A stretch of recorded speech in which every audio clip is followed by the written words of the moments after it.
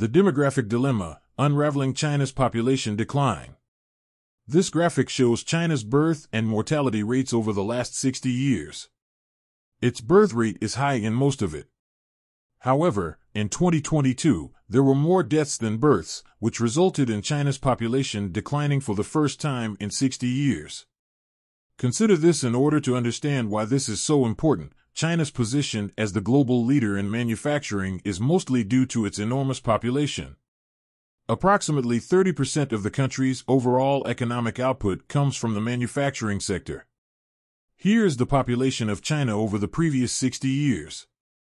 With 1.4 billion people, its population is still roughly as large as it has ever been, despite shedding nearly 1 million in 2022. However, that is expected to decrease by almost 50% by the end of the century. China's policies and prosperity throughout the years have led to a fall in its population. It is now trying to turn around in order to maintain a constant population. Maybe it's too late, which is the issue. One of the most horrific famines in recorded history occurred in China during Mao's rule in the 1950s. 30 million people perished. There is a noticeable increase in deaths if we examine that on the chart of birth and death rates. The population shrank as a result of the decline in the birth rate at the same period. But there was a baby boom just after, as is common with wars, famines, and other big disasters. When combined with worldwide medical advancements that have reduced infant death rates, the average Chinese family currently has 6 children. The administration recognized the sharp increase in the birth rate as a major issue. The Chinese government came to the realization that action was required because the population was expanding too quickly. The government released a directive. It was dubbed later, longer, fewer by them. Fewer births, later marriages, and longer birth gaps.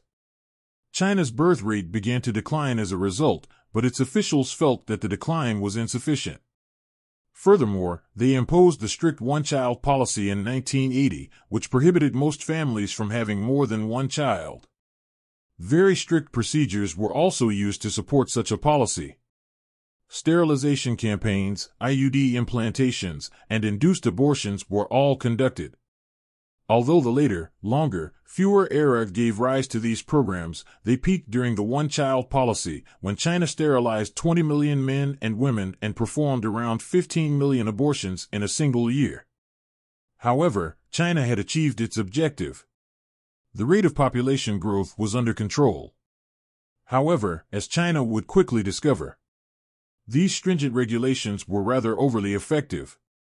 Any population must have an average of 2.1 children per couple in order to maintain its current size throughout time. We refer to this as the replacement rate. According to the theory, 0.1 makes up for children who pass away before they reach adulthood, and one child replaces one parent. However, for more than 30 years, China has had a fertility rate significantly lower than 2. To mention that China finally lifted the one-child policy in 2016.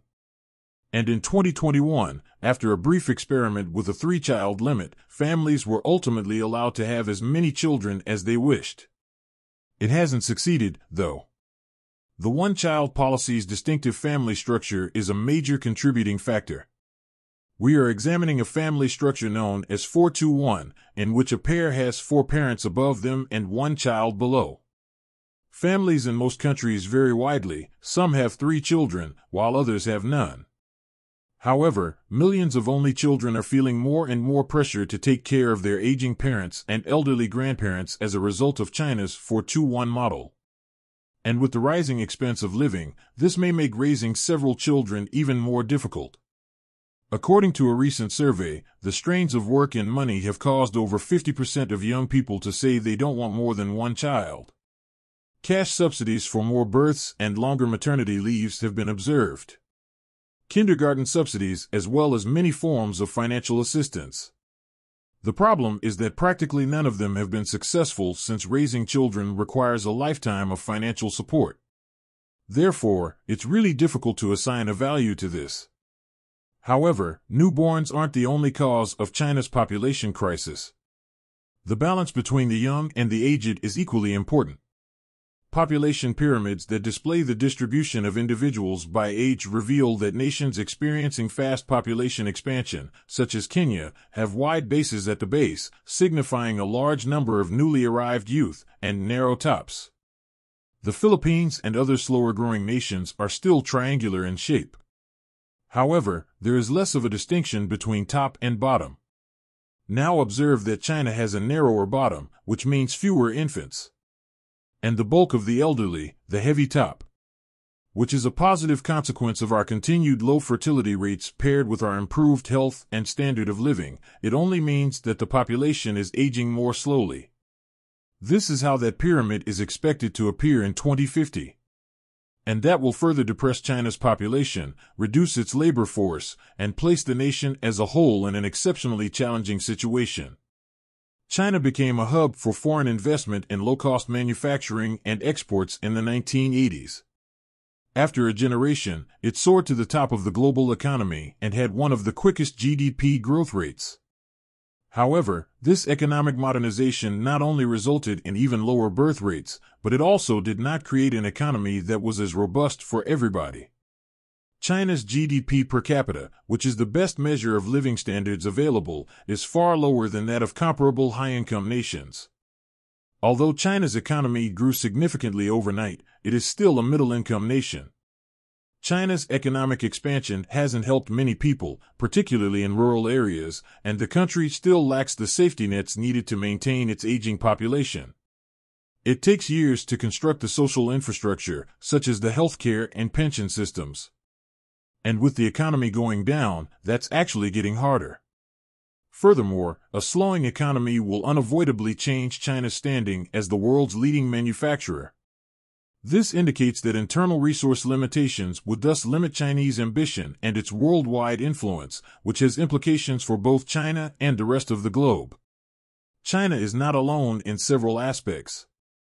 Numerous European and Asian nations are also seeing a decrease in their populations. China stands out due to how quickly all of this has occurred. China began using its rapidly expanding population to become an economic giant just 40 years ago, all the while attempting to control population growth. China may need to reevaluate its future as a nation capable of being more than just a powerhouse now that its population growth has officially stopped, not to mention for its citizens at home. I hope you liked this video. If really, then make sure to subscribe to our channel and press the bell icon for more videos. Thanks for watching and have a wonderful day. Stay tuned with us for more videos.